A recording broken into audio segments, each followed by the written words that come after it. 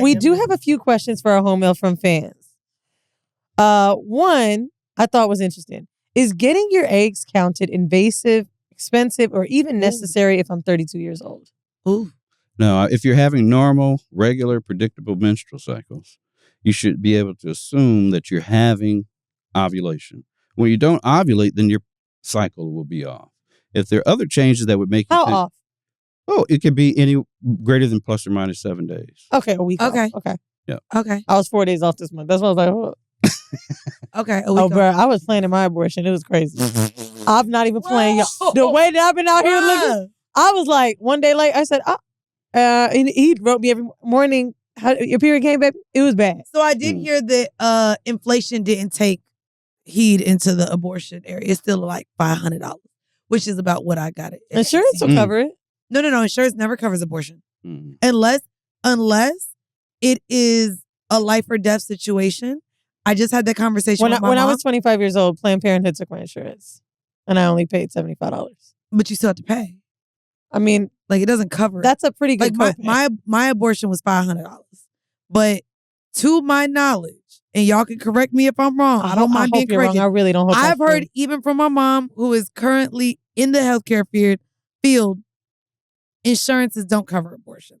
Now, maybe because Planned Parenthood is one of those nonprofit organizations that are funded by people, they came in on it. But if you go to like a normal physician or a hospital, by the way, fuck that. We got a fucking OBGYN here. Okay, yeah, thank you. Are abortions covered by insurance? No.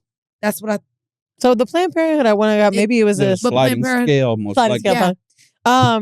Which pretty good. So next question. I don't think I have BV, but when I'm stressed, there's a smell. Interesting. Go ahead. Finish. She said, how can I eliminate this? Well, every vagina has a little bit of a smell, just like balls have a little bit of smell to them, right? Right. So, I mean, that's not unusual. You want to worry about odors that are unpleasant, off-putting, discharge that's yellow, green. I've never seen that, actually. Can I ask you, with pheromones then, your vagina and balls, can stress change the pheromones of the smell of you? Is that normal? Does that make sense? I think stress could change your response to an odor or smell. Okay. I don't know if you maybe she's actually not even... But it may be just her response to that odor. Smell. The next question. How the fuck I keep getting BV and how can I get rid of it for good? Stop fucking that nigga. You do that. One of the things that you when I treat that, you give Flagyl, and then they do need to take rest, meaning not having intercourse. You need to treat the full course is one thing. Other things sometimes I thought Flagyl is yeast infection. No, diflucan. Because that's after the I cream. have to take is the yeast infection. Okay. So you can use metronidazole, do it for 7 days, but they got to rest. You got to let the normal bacteria come back That's in. the thing, ladies. When your doctor say take 2 days of rest, bitch, give it 4. Calm down. Don't get right into having sex. Give it some rest. So we got 2 more. Mm-hmm. Why don't we get anesthesia or pain meds for an IUD insertion? Ooh. Yeah, I've heard that one a lot. Is that because of the cost? No, I don't think it has to do with the cost. I used to use it. The thing, some of it just has to be with training. This is the difference in mindset that some of the physicians are doing. So if you're doing it in the hospital, you're just trying to quickly get it done and do it. You're coming to see me. I can't afford not one of y'all to talk bad about me. Right? So when you come, you got this? Let me give you some water. I'm going to numb you up real good. There's a difference in how you practice. Okay. Yeah. It's the difference from when you go to a hair braider and then a bitch with her own salon. There you go. You get what? These bitches be charging $800. No, they do. But you get the mimosa and the wine in between. Right. You know what I mean? Yes, absolutely. How they says, okay. HSV. Is it possible to conceive children with someone diagnosed with HSV? Yeah, herpes, absolutely. You can get pregnant when you have herpes.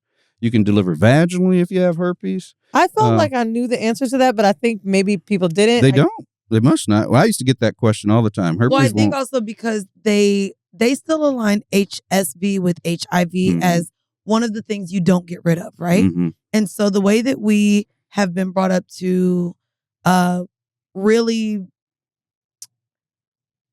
think about how we view STDs, we know that herpes and HIV are the two that you can't get rid of. Right. Everyone now looks at chlamydia, gonorrhea, everything else is, I can get rid of it. Yeah. And so I listen, that fucks up those fallopian tubes now. Yeah. Chlamydia will kill it. Silent. Pill. Yep. Silent killer of fertility. If you're there, and can you speak on that a little bit? Because again, about chlamydia? Chlamydia sometimes may not have an itch, a scratch. You may not even know you have it again without being tested. Mm-hmm. But the silent killer, can we talk about a little bit why, and also why we don't view chlamydia as so dangerous? Well, I think they need to start. It's easy. That's the exact reason they think they have it now. You can mix a drink it once. For real? Yeah. A 1-gram slurry, put in a little bit of water, drink it. Boom. Not emergency. Yep. Now you can take 2 tablets and get rid of it. I haven't had an STD in years, maybe early 20s. I think I had it. And I get tested so regularly. And one of my homegirls made a joke with me, like, ain't no way. Oh, they said, yeah. Ain't no way. And I'm like, damn, bro. But she was like, telling me, she's a naturopathy doctor.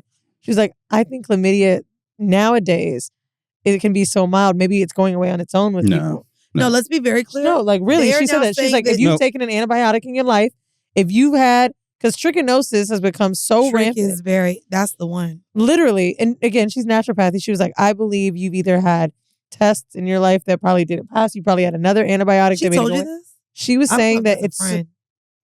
She's saying this because you're so sexually active that there's no way she's saying that the amount of women that are coming in with more than 2 or 3 partners in a year. Okay. It's happening. Metropolitan cities, it's growing. Right.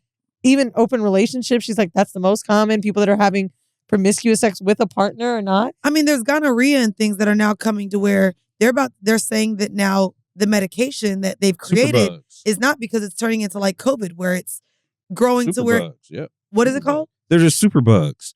Where they're not responding to traditional antibiotics, and we have to go and figure out different ways to give you the antibiotic to treat you. I want to tell you this. One of my friends just had an STD.